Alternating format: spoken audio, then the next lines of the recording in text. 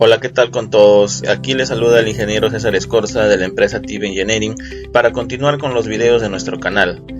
En esta oportunidad el tema elegido es ¿cuál es la importancia de la capa física? La capa física del modelo OSI, primera parte. Bueno, como hemos podido visualizar anteriormente, pues la capa física es la encargada de materializar los bits transmisibles, los que pueden pasar un determinado medio o un determinado canal, como por ejemplo podría ser una transmisión inalámbrica, una transmisión óptica a través de una fibra óptica o una transmisión eléctrica a través de un cable ya sea coaxial o un cable UTP de par trenzado u otros. Entonces el hecho de poder conversar de la capa física nos lleva a la capa en donde existe la mayor cantidad de trabajo en distintas aplicaciones, como lo que es cableado estructurado, radioenlaces, enlaces móviles, enlaces satelitales, el mismo cableado estructurado en las distintas categorías, los enlaces de fibra óptica y así. Para poder entender un poquito más a fondo los temas que implican el hecho de conocer la capa física, hay que entender algunos principios como la conocida transformada de Fourier o análisis de Fourier. Bueno, Fourier nos dice que toda onda que tiene una frecuencia se puede descomponer en distintas funciones senoidales de forma tal que éstas sean más simples y fáciles de analizar. Y es verdad, porque se crea una serie de Fourier y esa serie implica que tengamos simplemente sumas de senos y cosenos. Sin embargo, sucede de que al tener esa suma, esa superposición de ondas, nos lleva a tener un análisis más o menos como el graficado acá. Distintas ondas en distintas frecuencias con distintas amplitudes, unas sobre las otras, si lo analizáramos en el tiempo. Pero la transformada de Fourier nos lleva a estas ondas a no analizarlas en el tiempo, sino analizarlas en la frecuencia. Por ejemplo, esta onda tiene una frecuencia menor y se encuentra en esta ubicación y tiene una amplitud mayor. Esta segunda onda, que también es una componente de otra función periódica, tiene una frecuencia un poco mayor a la anterior y se encuentra aquí, pero con una amplitud reducida. Y esta onda, que tiene una mayor frecuencia pero una amplitud mucho menor, también la podemos graficar acá. Entonces a esta representación le solemos llamar el espectro de una onda o de una señal. Y para entender el funcionamiento que rige la transmisión de información, tenemos que entender el análisis espectral o en frecuencia de las distintas señales. Existen ya calculadas la gran mayoría de funciones utilizadas para el procesamiento de información, como son las funciones cuadrado, la función triángulo o de doble pendiente, una curva gaussiana, una función impulso, una función senoidal y una función que es un tren de impulsos. Esta tiene sus transformadas conocidas, ¿no? Como en este caso, que es un seno atenuado al cuadrado, una curva gaussiana también, y así sucesivamente. Para poder hacer la transmisión digital, una de las formas o de las representaciones matemáticas en base a la experimentación que llegó a descubrir Nizki, que es de las más importantes, es la frecuencia de muestreo. Por ejemplo, tenemos en un receptor que está recibiendo una onda de esta forma, pero todo el proceso tiene que ser digitalizado. Entonces lo que haríamos es hacer un muestreo en cada punto de la onda para poder recibir esos valores. Entonces Nizki nos dice que la frecuencia de muestreo tiene que ser siempre mayor o igual a 2 veces la frecuencia máxima que compone a esa onda. Entonces, si por ejemplo nosotros tuviésemos una función que dentro de ella tiene una función coseno de 30 MHz y una función seno de 20 MHz, entonces la frecuencia de muestreo tendría que ser como mínimo el doble de los 30 MHz, o sea 60 MHz. O sea, en 60 MHz nacerían impulsos pequeños que toman los muestreos de las ondas y se reconstruiría la onda en el receptor de una forma eficaz. Ahora, yéndonos un poco más allá, estos cálculos también nos ayudaron a poder visualizar la tasa máxima de transmisión en un canal libre de ruido. Esto, aunque es un caso ideal, ayuda bastante para el entendimiento de la siguiente aplicación real, donde sí hay una existencia de ruido, que es algo natural que existe en todo proceso. Bueno, el cálculo de la tasa máxima de transmisión de datos para un canal con ancho de banda finito, o sea que su representación espectral en el análisis de Fourier implica que hay una frecuencia final y una frecuencia inicial donde se encuentra concentrada toda la potencia de la onda. A eso lo vamos a definir como ancho de banda finito. Implicaría pues de que podamos nosotros transmitir de acuerdo a la cantidad de niveles lógicos que existan dentro del muestreo de esta señal una determinada velocidad de transmisión para ese ancho de banda. Por ejemplo, si tenemos un canal de 3 kHz libre de ruido, o sea, es un caso ideal, no se puede transmitir más de 6 kilobits usando dos niveles digitales o valores discretos, en este caso el 0 y el 1. Si vemos aquí, o sea, la lógica del sistema está haciendo de que este 0 interprete a todos los valores debajo de esta línea como 0 y como 1 a los valores que están entre estas dos líneas.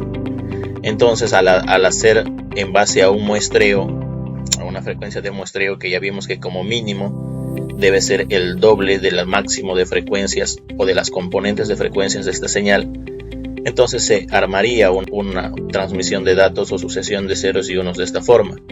Entonces esta transmisión de unos y ceros en kilobits por segundo nosotros lo vamos a entender de forma tal de que sea 2 veces el ancho de banda. Si es un ancho de banda de una señal de 3 kHz sería 2 por 3 igual a 6 por 2 logaritmo de la cantidad de niveles digitales. Tenemos solamente el 0 y el 1.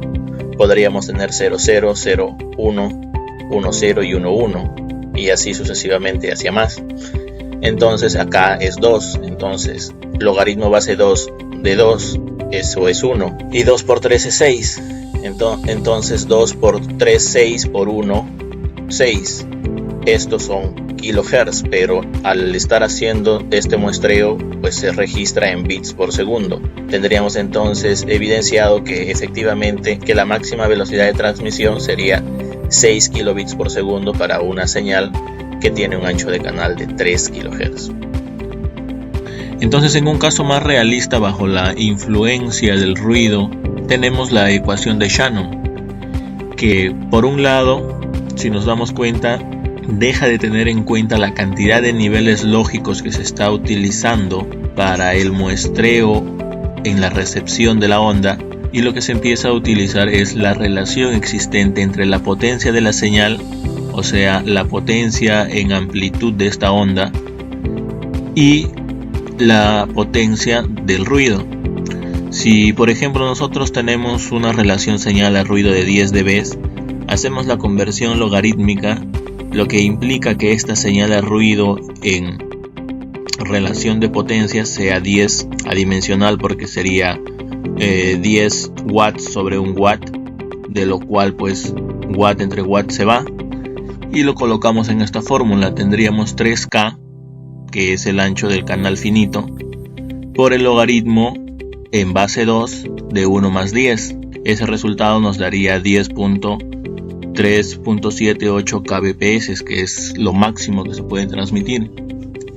Ahora, pero aparentemente nosotros podemos ver que si el ruido es algo que perjudica a la señal o a la transmisión de datos, ¿cómo es que logra una mayor cantidad que en el caso ideal? El caso ideal debería ser mayor. Efectivamente, pero hay una cosa que no se está tomando en cuenta. Mientras nosotros analicemos los casos ideales aumentando la cantidad de niveles digitales o de valores discretos, esto podría aumentar y hacerse muchísimo más grande. En cambio, aquí sí se evidencia el límite real existente. Lo que podríamos hacer para mejorar esta situación es optimizar la calidad de la señal en base al ruido existente de la zona. Es por eso que así en muchos casos se hace estudios de campos de medición de la calidad de la señal con referencia a los ruidos existentes o las interferencias que podrían haber. Imaginemos que aquí existe una señal de una radio pirata que eleva la señal de ruido a 2 dB. Entonces esto nos llevaría a que el sistema colapse. Y si nos podemos analizar un poquito más, es eso, por ejemplo, cuando un operador licita un ancho de banda del espectro radioeléctrico con el MTC acá en Perú, entonces está licitando una ubicación en frecuencias del espectro radioeléctrico, pero limpio, sin interferencias más allá de las naturales. ¿Por qué? Porque justamente se encontraría esta limitante, y lo que está buscando cada operador es que optimizar la máxima cantidad de envío de datos en el ancho de banda asignado o licitado. Una forma de poder ver la eficiencia de las transmisiones de datos es cómo nosotros analizamos la energía de los bits en relación al ruido, que es prácticamente está en relación directa a la señal, en la relación señal a ruido, con el BER, que es Bit Error Rate. Esto es la tasa de errores de los bits. Entonces, si yo por ejemplo quisiera una tasa de error de 10 a la menos 4 para una modulación QPSK, por eso se le dice que es robusta, yo solamente necesito una relación señal a ruido que bordee más o menos los 8.5. Pero si yo necesito esos 10.4 en una señal 8 PSK, entonces la relación señal a ruido que yo debo tener estaría aproximadamente bordeando los 13 dB. Y si lo quiero en 16 PSK, esa relación señal a ruido tendría que estar bordeando los 18. Entonces, ¿cuál sería la ventaja de usar distintas modulaciones? Pues la ventaja es que una modulación más elevada permite hacer permutaciones de datos y muestreos mucho más eficientes de forma mucho más veloz que la anterior. Por ende puede transmitir mayor cantidad de datos, pero su contraparte necesita un medio más limpio con mejor calidad de señal de ruido. Así como hemos analizado el tema de las frecuencias de muestreo y las relaciones que existen con las modulaciones, otro tema limitante para la capa física y que se viene avanzando y desarrollando, y por eso la electrónica de los años 80 para la del 2020 actual no es la misma, es el tema del jitter.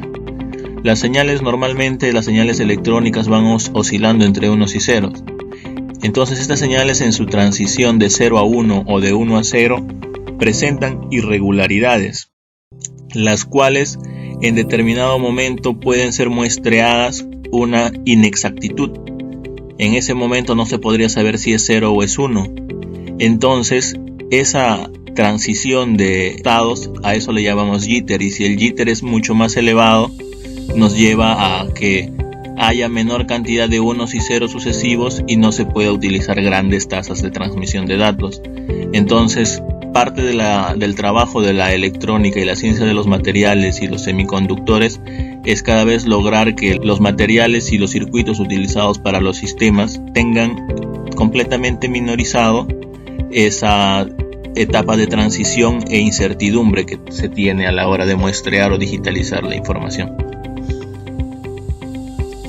Los temas a tomar en cuenta para seguir indagando o aprendiendo acerca de la capa física en telecomunicaciones serían la migración de servicios de telecomunicaciones y las tecnologías de medio o capa física.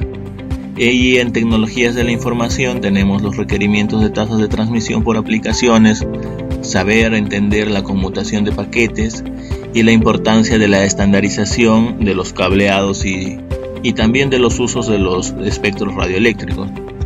Como conclusiones y consideraciones, nosotros podemos apreciar que el hecho de elegir un medio físico para nuestra transmisión de información se encuentra en íntimo respeto a la matemática que lo respalda.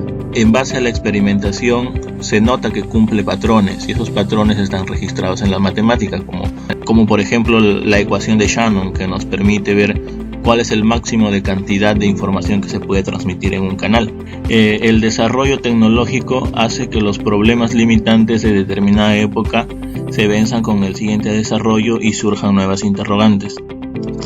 Efectivamente, como venía viendo, el hecho del uso de la ciencia de los materiales, por ejemplo la evolución de la electrónica para eliminar esos picos de jitter que son el cambio o son la transición entre estados altos de voltaje y estados bajos, si nos encontramos en la época no adecuada, ese sería el limitante para poder hacer o lograr mayores transmisiones de datos.